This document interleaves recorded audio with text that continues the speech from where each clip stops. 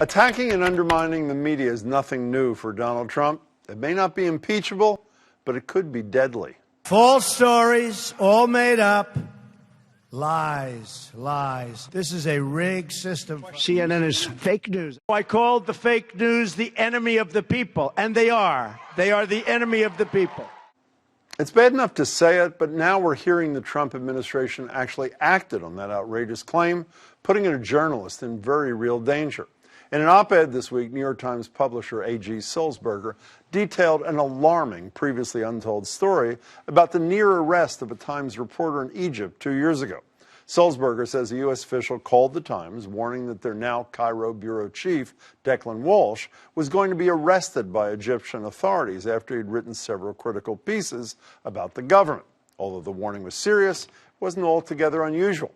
What was unusual was that the official who called was doing so without approval from the administration and had concerns about being punished as a result. According to Sulzberger, the official believed the Trump administration intended to sit on the information and let the arrest be carried out, keeping the information from the Times until it was too late.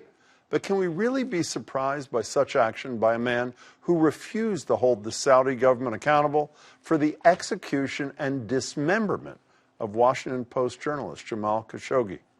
I just spoke with the King of Saudi Arabia, who denies any knowledge of what took place. His denial to me could not have been stronger. Probably didn't help Walsh's case that Trump is apparently a personal fan of Egypt's president, having famously referred to him as his, quote, favorite dictator during a closed-door G7 meeting, and saying earlier this week, Egypt has a great leader.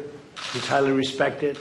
In the end, the Times had to seek out diplomats from Walsh's native country of Ireland for help, and they escorted Walsh from his home to the airport where he safely boarded a flight out of the country. But the ordeal clearly left him rattled. For a paper like the New York Times, there has long been, I think, a sort of an assumption the paper can turn to its own government for support. I guess what this particular incident illustrates that's quite chilling is the idea that under the Trump administration, that assumption does not necessarily hold true, and that in a difficult situation, the paper can't be sure that the government will step in to help a reporter in distress. Chilling indeed. As Sulzberger said in his op-ed, we hate to imagine what would have happened had that brave official not risked their career to alert us to the threat. And the leader of our government was content to let it happen. A year and a half later, another Times reporter, David Kirkpatrick, was detained and deported in retaliation for embarrassing the Egyptian government. A book he wrote. When Sulzberger protested, a senior official at the Cairo embassy said, "What did you expect would happen to him?" He said, "His reporting made the government look bad." So, let me ask you, who's the real enemy of the people?